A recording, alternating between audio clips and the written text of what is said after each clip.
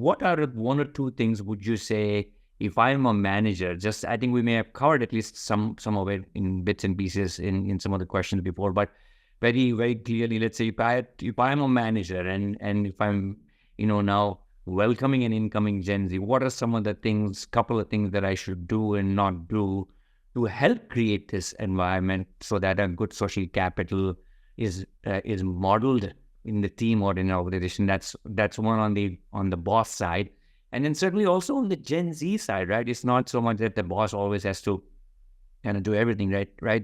There's enough that even the Gen Z needs to create their own awareness. So maybe one or two things that they need to be mindful of, right? And whether it's, spending a little less time on social media or being more, in networks where they can kind of forge and meet people physically, whatever it is, right? So what would you say, two do's and don'ts kind of on the boss, couple of on Gen Z side? Sure. So I think from the manager side, it's like, first of all, because, we are talking about including, the Gen Z and, making them a part of the entire organization. So DEI, culture is very, very important. Sure. So the first do would be to foster a culture of DEI very, very extensively and make sure that, people from different backgrounds and perspectives and, generations are all brought together. And when we say brought together in most of the organizations, we are only looking at numbers. So, these many people from these many generations have been taken care of. Diversity can take care of its own. I mean, what we need to be really mindful of is how is the inclusion taking place.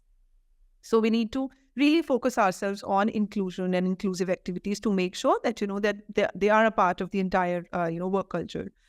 Second thing is providing the right environment and opportunities, because we keep saying that, people should work together, there should be collaborative activities, but then are we providing them with the right environment? And are we providing them with the right space, to come together and work together? So that is very, very important. Some sort of hand-holding when it comes to, taking care of your biases, some sort of role modeling, from the part of the leaders and the managers to make sure that, they know what is to be done. And then they have the right space to, sort of portray and implement those strategies.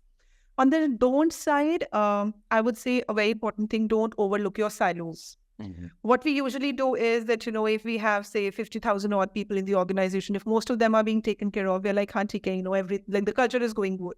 Mm-hmm. But what about those who are not? Because the actual information of what is going wrong comes from those who are not a part of the organization for some reason.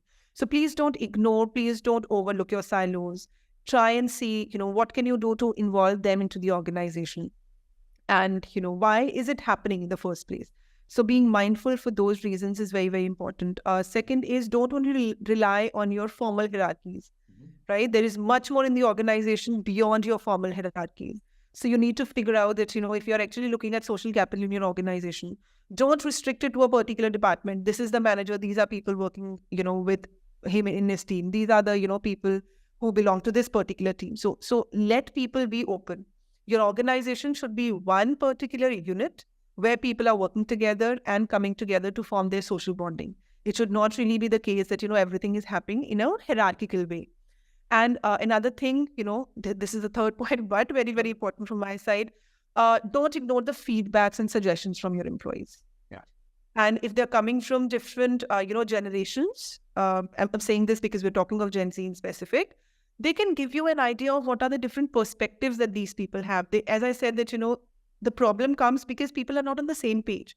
When I say inclusion can mean something for me, belonging to a particular generation. It could be something else for somebody. So look at the suggestions and feedback, try and see, what is coming out of it from different generations, from people belonging to, different sections, from people belonging to different genders, and then create a strategy which involves and, brings everyone together. For the Gen Z population, from the do side, it could be that, I would not really say don't be on social media for very long. But It's not going to happen. Yeah.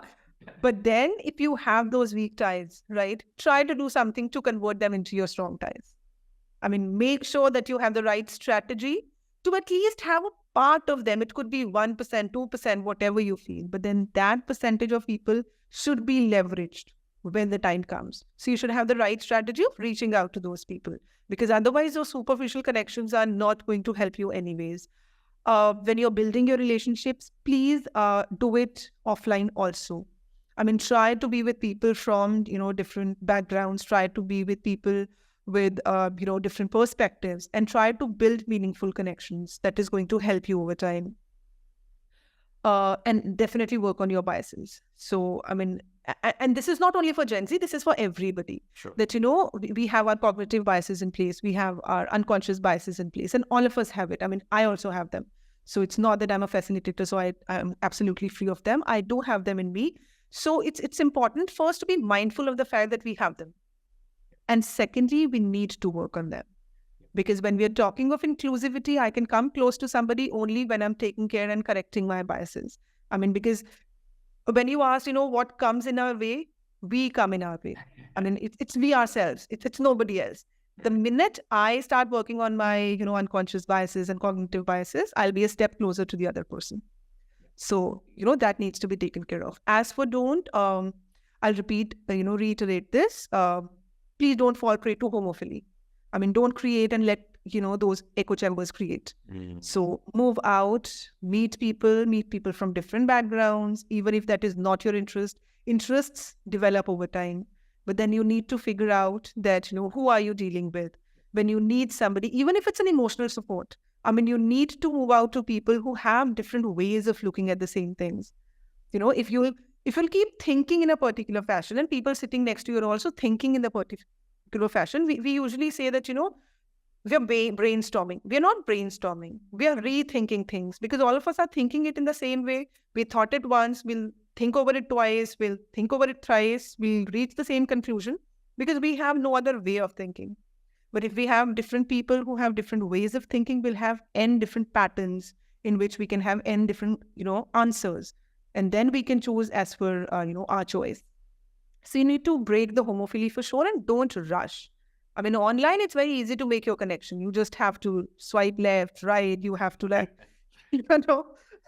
post a comment. You just have to like somebody, share an emoji. And that is how you create a connection.